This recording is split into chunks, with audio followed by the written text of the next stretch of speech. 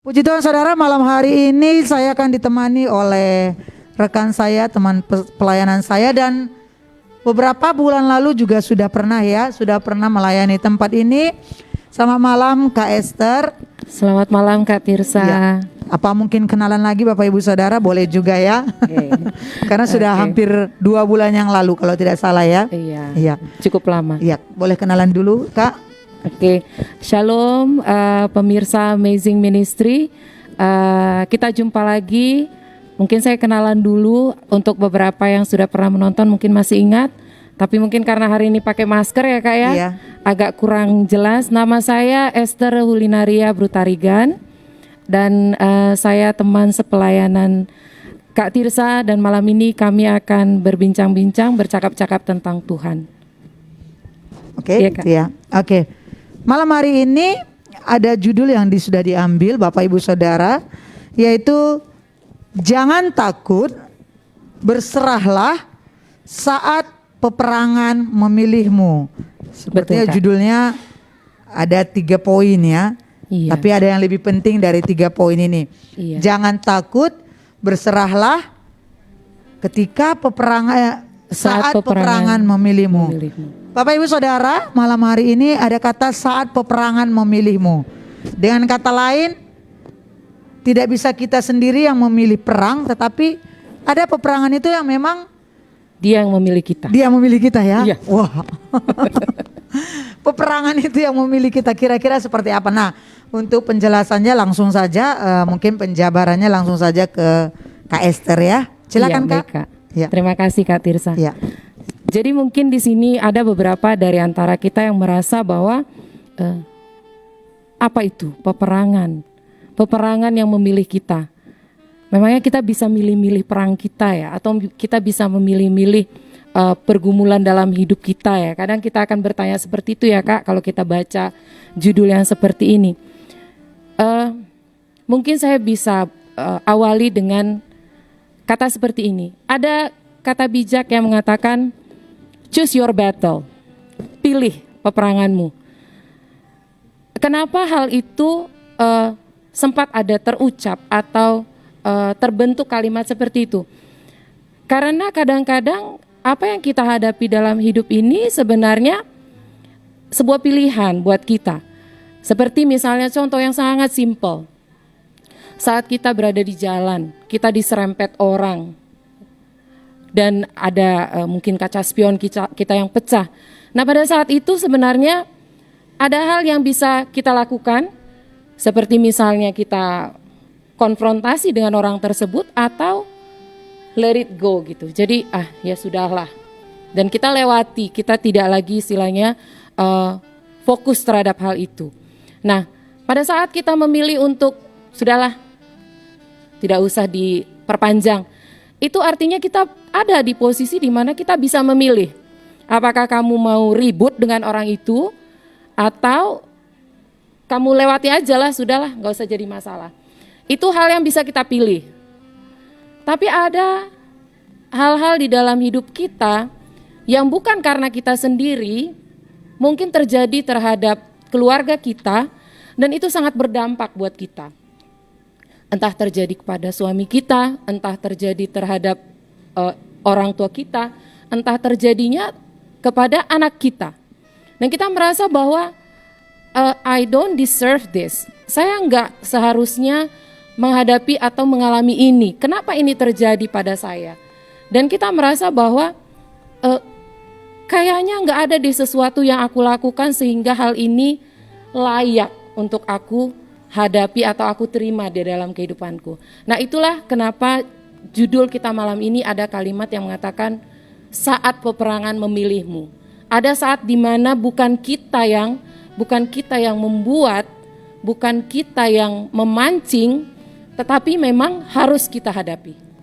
Masalah itu datang dan harus kita hadapi, mau tidak mau.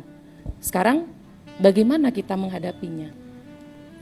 Di depan dikatakan jangan takut, berserahlah.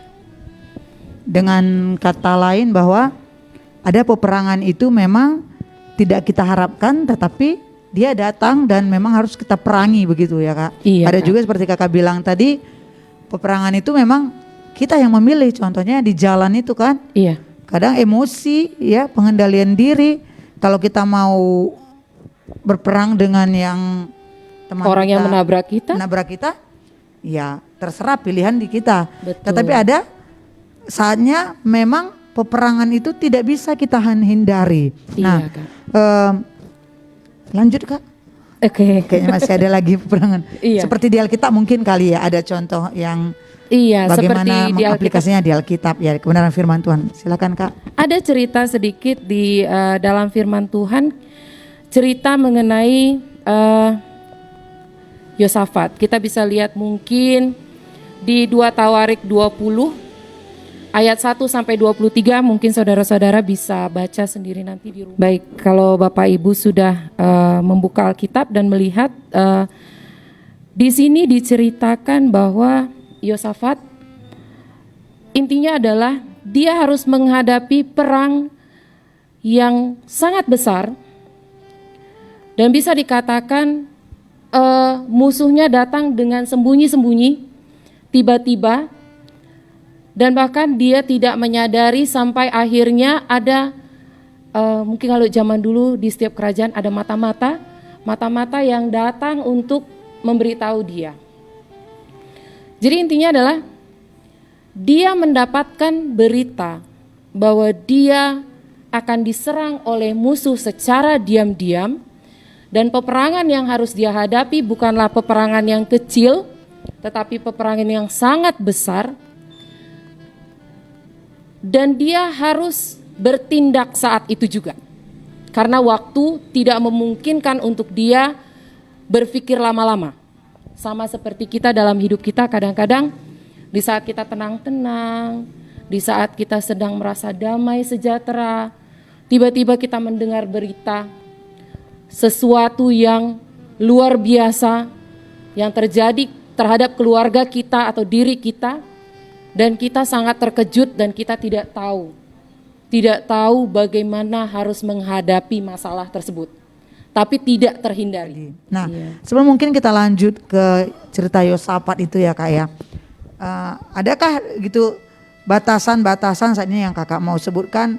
Mungkin poin-poin peperangan seperti apa sih yang saat-saat ini ya, di masa-masa pandemi ini atau yang sering terjadi dalam kehidupan kita yang memang harus kita perangi begitu ya. Iya. Mungkin ada poin-poin yang bisa Kakak jelaskan karena nanti akan berhubungan dengan cerita dari Raja Yosafat. Iya. Silakan Kak. Iya, jadi saya melihat ada tiga hal yang kita hadapi saat kita masih ada di dunia ini. Peperangan yang pertama mungkin adalah peperangan terhadap diri kita sendiri. Diri kita sendiri ya. Iya. Ya. Karena awal dari segalanya adalah bagaimana kita mengendalikan diri, bagaimana kita menguasai diri. Lalu yang berikutnya adalah peperangan melawan apa yang ada di sekeliling kita, duniawi, secara duniawi. Iya. Baik itu orang lain, baik itu pekerjaan kita, baik itu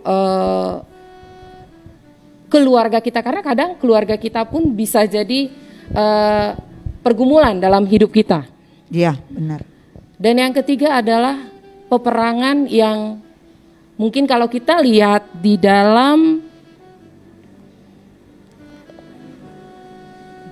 Efesus 6 ayat 12. Efesus 6 ayat 12 ya.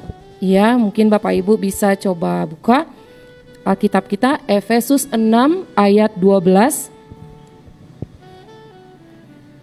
Oke ya. Inilah hal yang sebenarnya yang betul-betul harus kita ingat bahwa Alkitab mengatakan inilah yang harus kita perangi sebenarnya. Di Efesus 6 ayat 12 mungkin saya bisa bacakan. Iya. Karena perjuangan kita bukanlah melawan darah dan daging, tetapi melawan pemerintah-pemerintah, melawan penguasa-penguasa, melawan penghulu-penghulu dunia yang gelap ini, melawan roh-roh jahat di udara.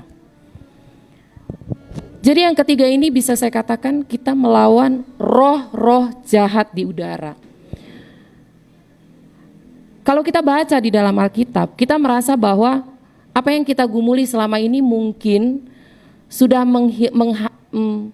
mengambil fokus kita yang seharusnya kita lakukan. Yang Tuhan inginkan adalah kita melawan penguasa-penguasa jahat di udara. Tapi yang kita lakukan selama ini justru apa? Kita perang melawan diri kita sendiri, kita perang melawan lingkungan kita. Kita salah fokus, itu intinya.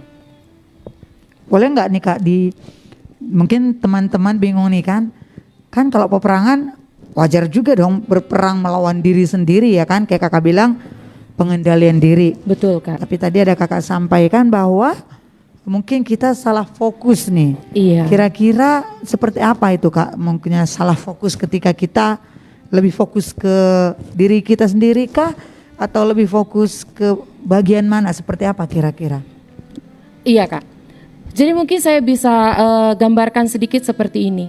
Saat kita memerangi diri kita sendiri, saat kita memerangi apa yang terjadi di sekeliling kita, saat kita berjuang mati-matian untuk menjalani hidup kita, mengandalkan pikiran kita sendiri, disitulah kita akan merasa bahwa apa yang kita lakukan ini semuanya berdasarkan kemampuan kita. Pada akhirnya apa yang terjadi? Kita tahu sebagai seorang Kristen, kita menyadari bahwa apapun yang terjadi, sekalipun pada saat kita memerangi diri sendiri, itu sebenarnya kita tahu bahwa tipu muslihat iblis itu bisa datang dalam bentuk apa saja. Tapi pada saat kita memerangi diri kita sendiri dan kita lupa akan kuasa yang lebih besar dari kuasa iblis, yaitu kuasa Tuhan kita Yesus Kristus, itu kita mengandalkan diri kita. Kita yang merasa bahwa aku punya masalah, aku punya penyakit, aku punya kondisi di mana aku tidak bisa mengendalikan diriku. Aku punya keluarga yang tidak seperti yang aku harapkan, sehingga apapun yang aku hadapi semuanya membuat aku lelah. Kita lupa bahwa apapun itu, saat Tuhan izinkan itu terjadi di dalam hidup kita, semua yang datang itu sebenarnya tidak lebih besar dari kuasa Allah kita. Sehingga pada saat kita memerangi dua hal yang pertama tanpa mengandalkan Tuhan, disitulah kita akan merasa tidak sanggup, bahwa peperangan itu jauh lebih besar dari yang kita bayangkan. Dengan kata lain, kita fokus kepada masalah ya, tapi Iya, kita betul. lupa ada seorang pribadi, ada satu kuasa yang lebih besar dari masalah kita. Bapak Ibu Saudara, tadi kakak ini sudah jelaskan bahwa ada 3 poin peperangan yang memang akhir-akhir ini harus kita perangi ya. Iya. Pertama tadi diri sendiri. Nah, diri sendiri maksudnya pengendalian diri ya. Iya, Itu kan bagaimana cara kita memanage pikiran kita. Mungkin ini kan pikiran kita kadang ada rasa putus asa, ada rasa iri, dengki. Kadang-kadang contoh secara ini, aku baru ingat nih, contoh secara simpel saja, kita harus memanage pikiran kita. Ada banyak orang ketika melihat media sosial ya, media sosial mungkin boleh dikatakan kenal atau tidak kenal, ketika melihat media sosial merasa terganggu ya. Betul. Orang yang mungkin holiday, orang yang mungkin makan-makan, yang membaca yang galau. Itu kan harus memerangi bagaimana membuat pikiran ini tentram, damai. Jadi kenapa kita terganggu itu kan memerangi pikiran. Betul. Contohnya iri dengan mungkin kita melihat kebahagiaan orang lain. Iya. Iri mungkin dengan melihat hubungan orang lain yang bahagia, akrab. Iri mungkin melihat pasangan orang lain. Iya. Iri mungkin melihat harta orang lain. Betul. Iri melihat, ya pokoknya kita irilah dengan orang lain. Itu kan pikiran yang harus memang kita perangi. Makanya tadi poin pertama sekali kakak ini sebut, memerangi pikiran, pengendalian diri. Karena itu membuat kita terganggu sebetulnya. Betul Kak. Dan itu membuat sukacita kita hilang, membuat damai sejahtera hilang. Jadi akhir-akhir ini memang betul kita harus memerangi pikiran, itu poin pertama. Saya cuma mencoba untuk ini saja. Yang kedua, memerangi dunia ini, lingkungan ini. Nah, ini kan kita luas Bapak Ibu, tadi kakak ini jelaskan memerangi dunia ini, lingkungan ini, contohnya apa ini Kak? Mungkin keluarga kita, iya. Bisa juga pekerjaan kita. Iya. Nah, mungkin di sini banyak Bapak Ibu, saudara semua yang bertanya-tanya, macam mana memerangi keluarga? Memerangi ya. Satu dulu, di dalam keluarga mungkin keadaan keluarga kali ya. Iya Kak. Mungkin di tengah-tengah keluarga kita ada pergumulan-pergumulan, mungkin ada sakit penyakit atau hubungan rumah tangga tidak baik, iya. Anak dan istri, suami istri dan anak-anak. Iya. Terus mungkin memerangi peperangan di dalam pekerjaan. Nanti akan dijelaskan lebih lagi nih. Seperti apa perang pekerjaan dan rumah tangga di penyakit ya, dijelaskan ya. Iya. Karena ada hubungannya dengan tadi pembacaan 2 Tawari 20 itu tentang Raja Yosafat. Iya. Nah, nanti mungkin memerangi ya kita pribadi, itu tadi udah ya, yang konsumtif. Yang tidak penting kita beli, tapi yang penting belum tentu kita beli. Iya. Hanya mengikuti tren. Iya, lapar mata. Nah, oke, boleh dilanjutkan Kak. Mungkin bertanya-tanya apa ya hubungannya dengan 2 Tawarikh 20 ayat 1 sampai 23 tadi kan ini cerita perang nih. Apa ya hubungannya gitu? Silakan Kak dilanjutkan. Iya Kak Tirsa. Jadi kita sebelumnya sudah menjelaskan bahwa apa saja sih yang bisa kita perangi di dalam hidup kita, apa saja sih yang biasanya harus kita hadapi di dalam kehidupan kita. Nah sekarang masalah sudah ada, tinggal bagaimana sekarang kita, mungkin ada pemirsa yang bertanya, iya, saya menghadapi masalah itu. Intinya adalah bukan masalahnya, tetapi bagaimana kita menghadapi masalah tersebut. Kita tadi sudah katakan bahwa kita punya Tuhan yang jauh lebih besar daripada masalah kita. Kadang kita melihat besar sekali masalah yang sekarang ini saya hadapi. Tapi kita kembali ke pembacaan kita di dalam Tawarikh. Raja Yosafat menunjukkan bahwa dia melakukan hal yang benar saat menghadapi masalah yang datang di dalam kehidupannya. Pada saat dia harus melawan, pada saat dia harus memerangi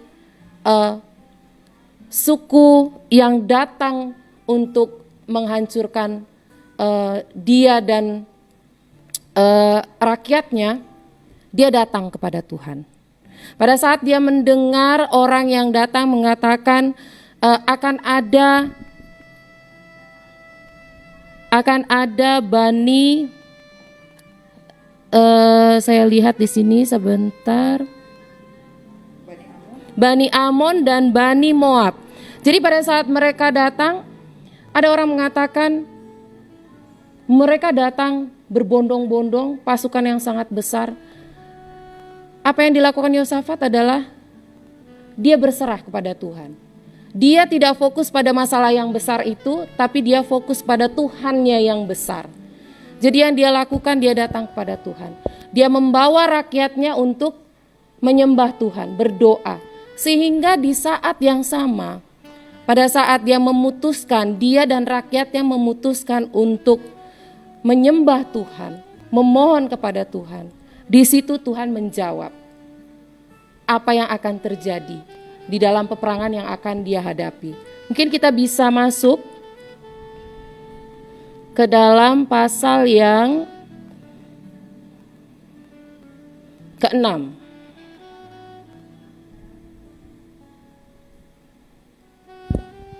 Dua Tawarikh 20 ayat 6 ya. Iya, 2 Tawarikh 20 ayat 6. Jadi di situ dikatakan, "Ya Tuhan Allah nenek moyang kami, bukankah Engkau Allah di dalam surga? Bukankah Engkau memerintah atas segenap kerajaan bangsa? Kuasa dan keperkasaan ada di dalam tangan-Mu, sehingga tidak ada orang yang dapat bertahan melawan Engkau. Jadi ini yang dia ingat. Dia ingat bahwa Tuhannya punya kuasa yang jauh lebih besar dari apapun. Sehingga yang dia lakukan adalah dia datang kepada Tuhan. Dan itulah yang harus kita lakukan dalam kehidupan kita. Jangan lagi fokus kepada masalah yang ada di depan kita. Karena sebesar apapun masalah kita, Tuhan kita jauh lebih besar. Dan segala sesuatu, kita harus ingat bahwa segala sesuatu yang terjadi dalam kehidupan kita, dan itu Tuhan izinkan terjadi. Maka di saat kita mengganti fokus kita, bukan lagi fokus terhadap masalah, tapi fokus terhadap Tuhan, maka di situ Tuhan akan datang. Tuhan yang akan memenangkan peperangan itu untuk kita. Janji Tuhan ada di ayat yang ke-17. Dalam peperangan ini tidak usah kamu bertempur, hai Yehuda dan Yerusalem. Tinggallah berdiri di tempatmu dan lihatlah bagaimana Tuhan memberikan kemenangan kepadamu. Janganlah kamu takut dan terkejut. Majulah besok menghadapi mereka. Tuhan akan menyertai kamu. Jadi di sini kata-kata yang pertama mungkin kita bisa lihat di kalimat yang pertama. Dalam peperangan ini tidak usah kamu bertempur. Mungkin kita bertanya-tanya, bagaimana ceritanya pada saat kita memiliki masalah dalam kehidupan kita, Tuhan katakan kita tidak usah bertempur. Mungkin kita akan berpikir, jadi diam aja. Jadi tidak usah dihadapi. Kalau di peperangan, tidak usah kamu bertempur, datang ke medan tempur, berdiri diam aja. Tinggal siap mati. Kan begitu kalau kita punya pemikiran logikanya ya Kak. Besok kamu ke medan tempur, sampai di garis depan diam aja, berdiri aja. Berdiri aja kan? Kayak menyerahkan diri kan? Iya betul. Jadi kalau misalnya kita mau baca itu dan kita langsung terjemahkan secara harfiah seperti itu, maka kita akan bilang ini nggak masuk di akal. Ini tidak bisa dipakai dalam kehidupan yang sekarang. Mungkin kehidupan lalu pun ini sesuatu yang nggak mungkin. Berlawanan, iya. Ya bertentangan ya. Iya, bertentangan. Bertentangan sekali. Pasti akan ada pertanyaan. Iya, iya. Dia tabrakan begini ya. Iya. Kita kan kalau bertempur ya memang udah siap bertempur. Begitu ada musuh ya bertempur. Tapi ini tadi kakak bilang di ayat 17 itu, kamu pergi aja ke medan peperangan, tapi begitu sampai di peperangan diam aja. Berdiri aja. Kalau permantan kan karena sepenggal ya. Kita sepenggal. Nah itu dia maksudnya. Iya. Kenapa saya berusaha untuk melihat ini dari sisi, mungkin ada beberapa orang yang melihat hanya sebagian-sebagian. Itulah yang akan membuat kita mempertanyakan isi Alkitab. Karena kita hanya membaca sebagian dan tanpa iman.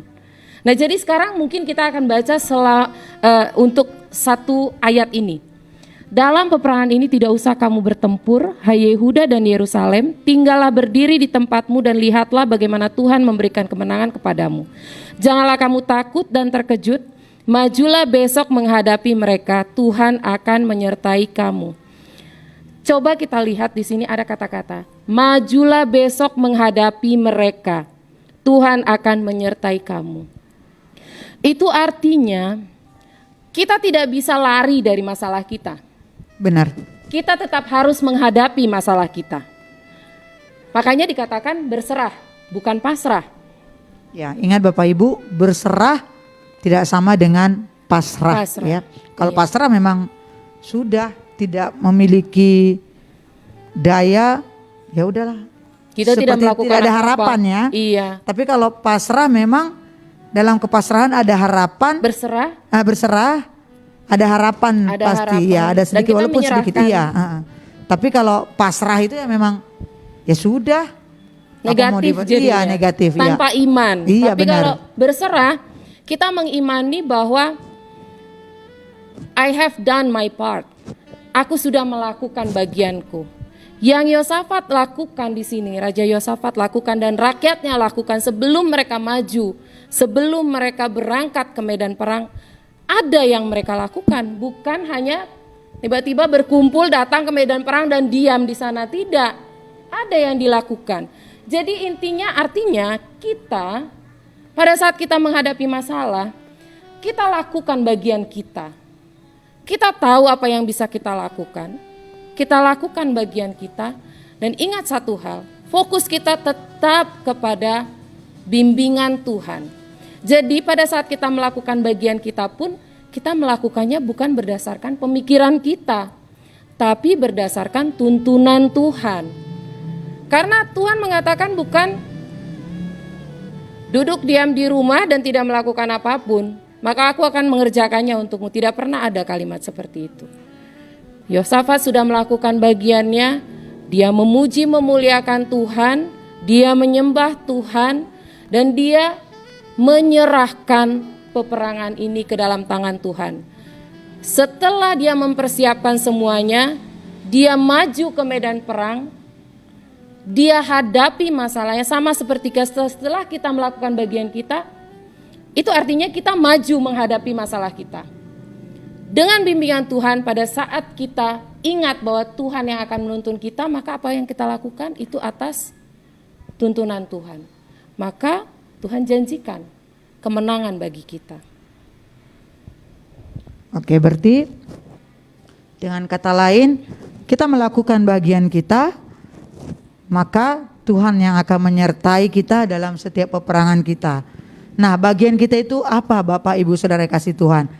Mungkin di sini ya, satu saya teringat tadi di dalam 2 Tawari 20 ayat 17 ini kan dikatakan, dalam peperangan ini tidak usah kamu bertempur, ya.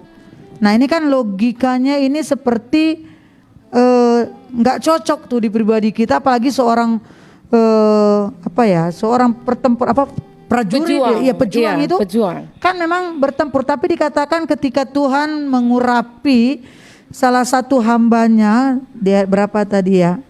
Ya, ayat 14, Haziel, Tuhan mengurapi hambanya. Dan dia mengatakan kepada Yosafat, kata Tuhan begini, dalam peperangan ini tidak usah kamu bertempur, tinggallah berdiri di tempatmu dan lihatlah bagaimana Tuhan memberikan kemenangan kepadamu.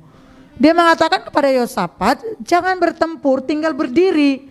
Kayak aku bilang tadi, tinggal berdiri, tinggal tembak, tinggal tombak. Nah, tapi ada satu di sini mungkin hikmat yang kita dapat begini.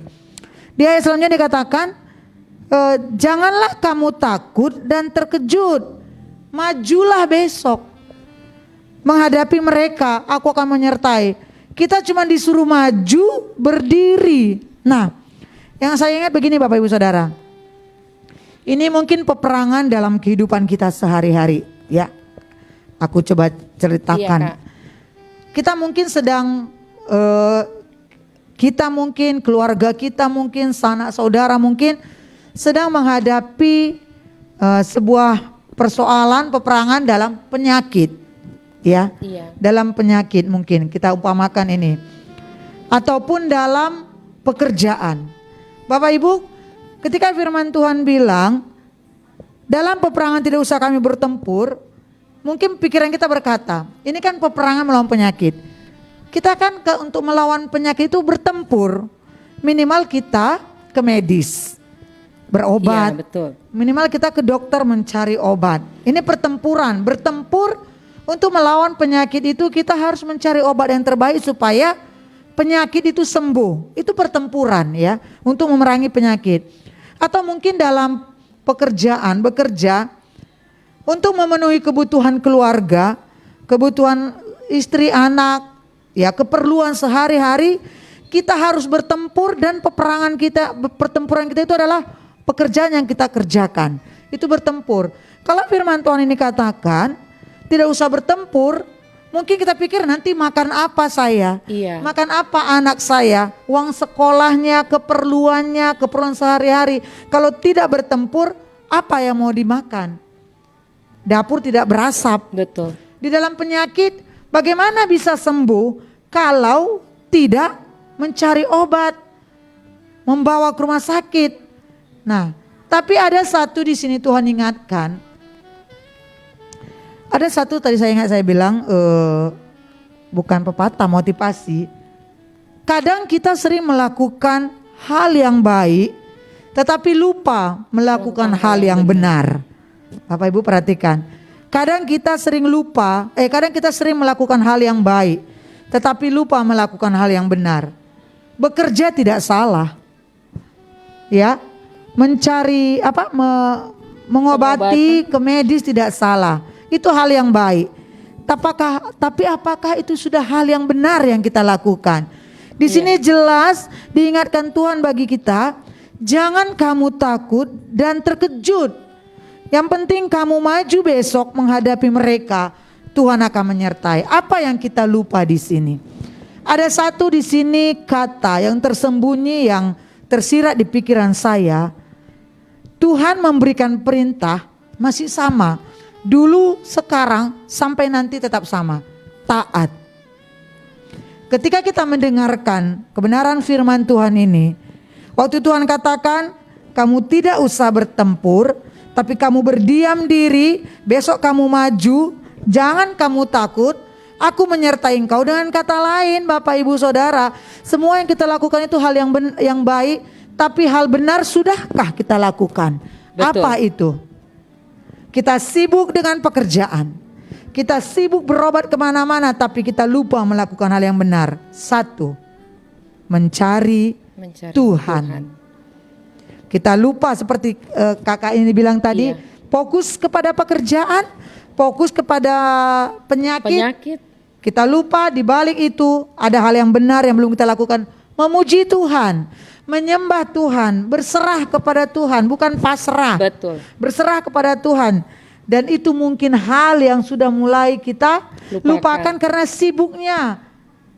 Disinilah kita harus perangi si iblis itu ya Kak ya. Betul Kak. Jadi di sini saya tadi tertarik sekali bahwa Tuhan katakan jangan lupa melakukan hal yang benar itu. Jangan takut Bapak Ibu, melangkah, maju, ingat Tuhan menyertai kita, mata kita terus memandang kepada Tuhan. Cocok kali ya. Udah lebih banyak saya ngomong Bapak Ibu. Silakan dilanjutkan lagi. Karena lebih berpengalaman. Berpengalaman ngomong, tapi prakteknya di sini lebih banyak pengalaman. Dan Kak Tirsa ini saudara-saudara, dia memang bisa membaca pikiran saya. Pakai telepati ya. Iya. Jadi lebih bisa menyampaikan apa yang saya pikirkan. Ibu Itulah guru. istimewanya. Tadi sudah berdoa, sudah sehati sepikir ya. Betul Kak. Oke masih ada dilanjutkan lagi, kakak masih panjang Bapak Ibu. Sudah lewat waktunya Kak. Belum, masih ada waktunya. Masih ada waktunya. Silakan. Iya. Jadi sebenarnya apa yang sudah dijelaskan oleh Kak Tirsa tadi itu sudah luar biasa dan mengingatkan kita kembali. Tunggu dulu katanya Kak. Iya. Kita sapa dulu. Ada operator yang selalu mengingatkan ya. Aku sapra lagi. Aku sapa dulu ya. Aku lihat dulu sini Bapak Ibu. Oke, terima kasih buat yang sudah menonton. Kak Jole, hai Kak Jole. Halo Kak Jole. Bang Tri Martius Guru Singa, halo. Kak Nani, kami di sini. Kakak tetap di sana berdoa untuk kami. Lalu ada Lea Pelianti. Iya. Ya, shalom, selamat malam. Shalom, Aceh hadir. Ade. Hai Aceh Aceh. hadir. Yo. Aceh hadir. Baru ada Jeki. Hai Jeki, ada Bang Tommy Bolin, Saudara Budi Raharjo, ada Kristina Natalia Pasaribu, ada Saudara Agus. Amin. Iya, amin betul. Ada Alpian. Ayah Andreas, Alpian bilang puji Tuhan. Haleluya. Haleluya. Ada Saudara Lanong Malumbut. Ada Denny Sitinjak, ada Sadari ya. Oh, ini diingatkan sama Kak Lea lagi ya. Secara pikiran duniawi memang konyol katanya. Tapi kalau di dalam iman kepada Yesus Kristus itulah yang diinginkan olehnya. Seperti dalam Keluaran 14 ayat 14, Tuhan akan berperang untuk kamu dan kamu diam saja. Yes. Yes. Amin. Malam hari ini kita kasih kekuatan lagi dari ayat firman Tuhan bahwa Tuhan akan yang berperang. Jadi ingat, jangan fokus kepada masalahmu, fokus kepada siapa yang akan berperang untuk kamu. Kamu Betul. diam saja. Amin. Tuhan yang fokus. Lalu ada Sulaiman Telembanua, Sadari, Michael, haleluya Michael. Oke, nanti kita sapa-sapa lagi. Mari silakan lanjut lagi Kak. Banyak juga ya Kak ya? Lumayan. Mungkin semua lagi berperang. Oh iya betul Kak. Benar di akhir-akhir ini kan? Masa pandemi ini, Luar biasa, 2 tahun Kak. Ini semua berperang. Berperang betul. Betul Kak. Berperang dengan pikiran salah satunya. Iya. Dan lebih lagi sekarang ini berperang terhadap diri sendiri itu lebih besar lagi Kak. Benar. Kita yang gak bisa kemana-mana. Iya. Kita yang cuma bisa tinggal di rumah iya, kan iya. itu menahan menahan nafsu, segala, menahan Iya benar ya, Iya. itu peperangan. Peperangan Kadang itu, untuk Kak. memerangi peperangan ini banyak orang juga yang stres ya. Banyak sekali, Kak. Kadang Banyak itulah dia sekali. tidak bisa mengendalikan diri, kita baca di media sosial gara-gara sedikit masalah ya. Dan kalau kita pikir-pikir bukan masalah yang Besar. besar, tapi mungkin itulah intimidasi iblis itu ya. Iya. Itu pada intinya nanti kita memang harus perangi dia. Iya, Ya betul, kan? betul Intimidasi sekali. itu buat orang ada yang gantung diri, Iya. ada yang terjun dari gedung. Ya, Banyak macam-macam. kadang kalau kita baca kita miris ya. Iya, betul. Apa ya, tapi begitulah, kita tuh memang harus berdoa buat orang-orang yang mungkin saat ini sedang berjalan dalam lembah kekelaman. Betul. Ya mungkin kita tidak melihat secara nyata siapa orangnya, tapi kita berdoa dalam pada Tuhan bahwa biar semua orang itu tidak sampai punya pemikiran yang Iya. tidak baik ya. Kita yakin dan percaya bahwa dengan kita mendoakan orang lain juga walaupun kita tidak kenal, kita yakin dan percaya bahwa Tuhan pasti bekerja dengan caranya yang misterius. Pasti Iya, dan pasti tidak bisa diprediksi ya. betul, betul, Kak. Kadang mau dipikirkan pun di luar dari ekspektasi. Iya. Yang tidak dipikirkan yang nanti kakak ini cerita pengalaman pribadi. Karena memang betul, Kak. Seperti ada sedikit cerita.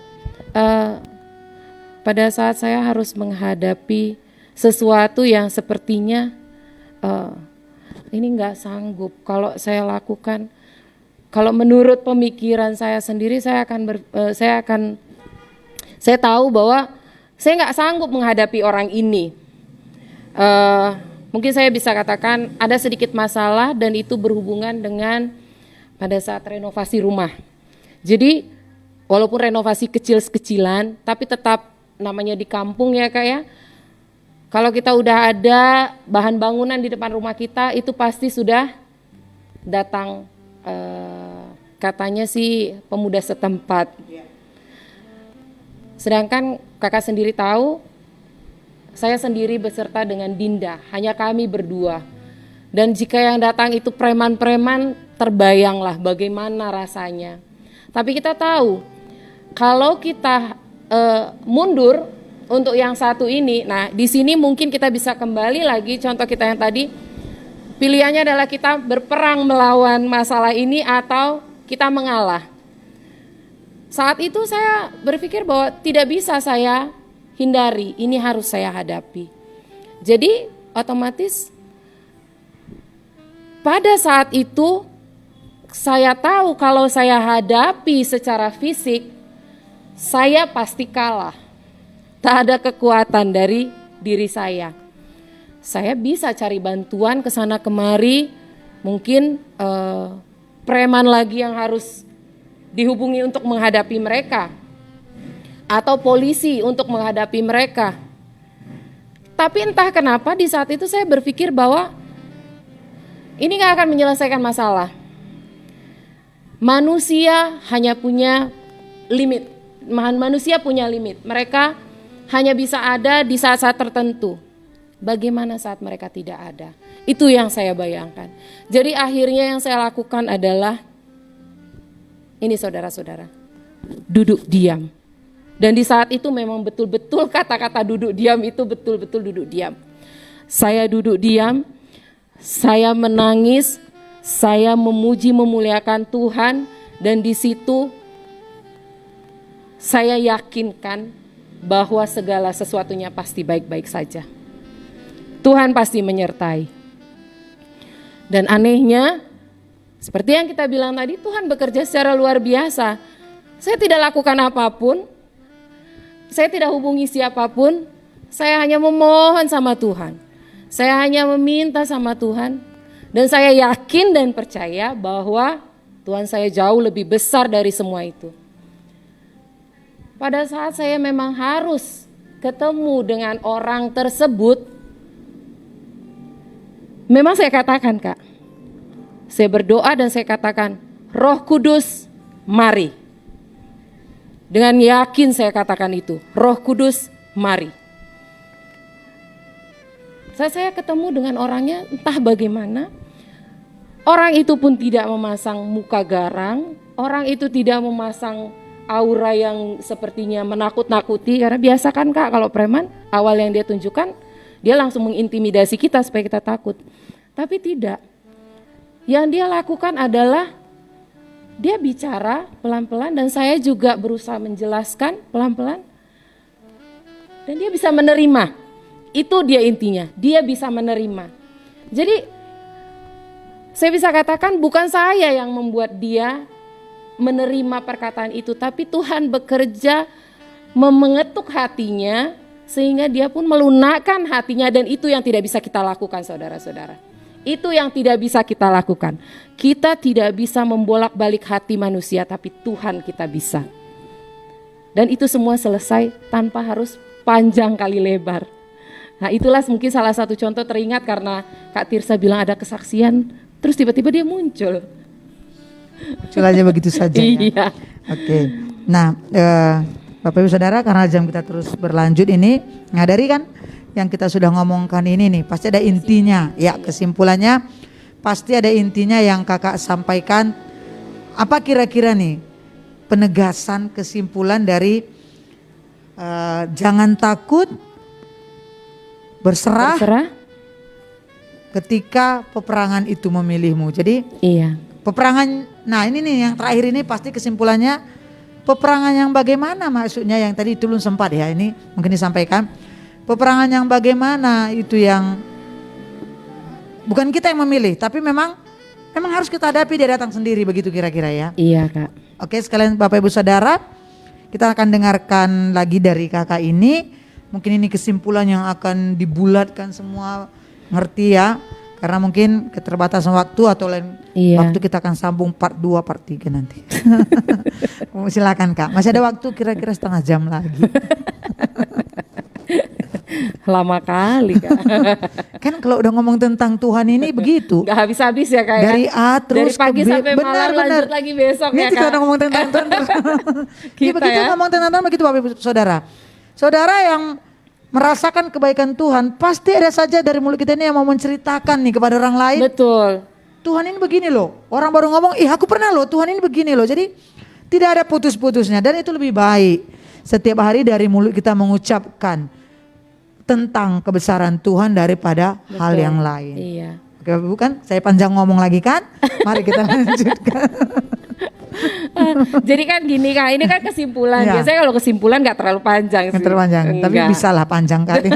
Sebelum kesimpulan ada dulu dia, kesimpulan. Kesimpulan ya. Boleh. Oke. Iya, jadi mungkin saya bisa sedikit simpulkan dari apa yang kita bicarakan malam ini. Intinya adalah di saat kita harus menghadapi peperangan yang tidak kita pilih, tetapi terjadi di dalam kehidupan kita. Nah itu dia, peperangannya yang tidak kita pilih seperti apa kira-kira? Peperangan yang tidak kita pilih itu mungkin seperti ini Kak, yang saya hadapi. Saat saya kehilangan suami, saya tidak memilih untuk menghadapi jalan yang seperti itu. Ya, bisa kita bilang jangan dulu Tuhan ya. Iya. Tapi memang harus menjadi pilihan. Bukan. Harus kita hadapi. Harus kita hadapi. Iya. Oke, silakan. Jadi saat dampak dari kehilangan seseorang yang kita sayangi itu harus kita hadapi dalam kehidupan kita, cuma satu yang bisa menolong. Kita bisa sebetulnya kita lari kepada manusia, kita bisa justru malah menjauhi Tuhan karena kita merasa Tuhan mengabaikan kita. Kenapa Tuhan pilihkan jalan ini untuk saya? Kenapa Tuhan ambil orang yang saya sayangi, entah itu suami, entah itu anak, entah itu orang tua. Kenapa Tuhan berikan peperangan ini di dalam hidup saya, di sisa hidup saya, di sepanjang hidup saya. Jadi pada saat itu jika kita datang ke kaki Tuhan, kita puji, kita muliakan namanya, dan kita tidak mempersalahkan dia, dan kita menyatakan bahwa apapun yang terjadi dalam kehidupan kita itu baik adanya, baik di mata Tuhan, maka kita pasti yakin dan percaya kita pasti akan menghadapi masalah ini, menghadapi peperangan ini, dan kita pasti akan menang di dalam Tuhan. Karena apa? Apa yang bisa kita lakukan pada saat hal seperti itu terjadi? Selain menerima, kita fokus sama Tuhan. Kalau kita fokus terhadap masalah yang kita hadapi, seperti kehilangan itu, kacau balau, ada banyak orang yang akhirnya memutuskan untuk sudahi saja hidup ini. Dia menyerah akhirnya, dan dia mengambil jalan tidak ada yang harapan, salah. kan? Benar. Seperti tidak ada harapan lagi. Di situ yang iblis mengintimidasi lah. Luar Itulah biasa, peperangan. intimidasi iblis itu luar Iya, biasa. benar. Jadi kalau kita sampai tidak memuji dia, tidak memuliakan dia, dan tidak berserah kepada dia, yang terjadi adalah kita akan semakin jauh dari Tuhan. Tapi pada saat kita yakin dan percaya dan kita memuji memuliakan nama dia dan kita fokus hanya pada dia, tidak ada masalah apapun selain kuasanya yang luar biasa di dalam hidup kita. Dan kita akan melihat pekerjaan Tuhan yang luar biasa ke depannya. Dan kita harus yakin dan percaya itu. Beriman dan taat. Pada saat kita beriman, itu artinya seperti yang Kak Tirsa bilang tadi, kita taat. Apa yang Tuhan, nanti itu sesi yang lainnya lagi ya Kak, kalau diperpanjang ya Kak. Oke. Mungkin ada satu tambahan sedikit. Boleh, silakan. Dari Masih ada waktu banyak lagi. Dari pembacaan kita ini Iya. sebenarnya akhirnya endingnya dari Yosafat, kalau Bapak Ibu bisa baca nanti, Yosafat diberi kemenangan oleh Tuhan. Hanya saja ada sedikit yang mungkin di sini jadi pelajaran buat kita. Di saat kita sudah diberi kemenangan oleh Tuhan, jangan kita berpaling dari Tuhan.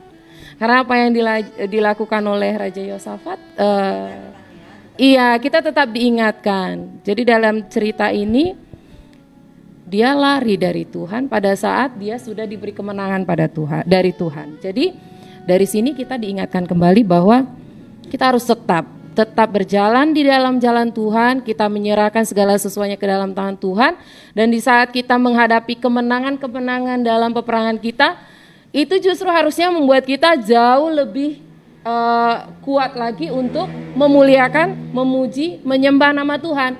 Bukan merasa bahwa,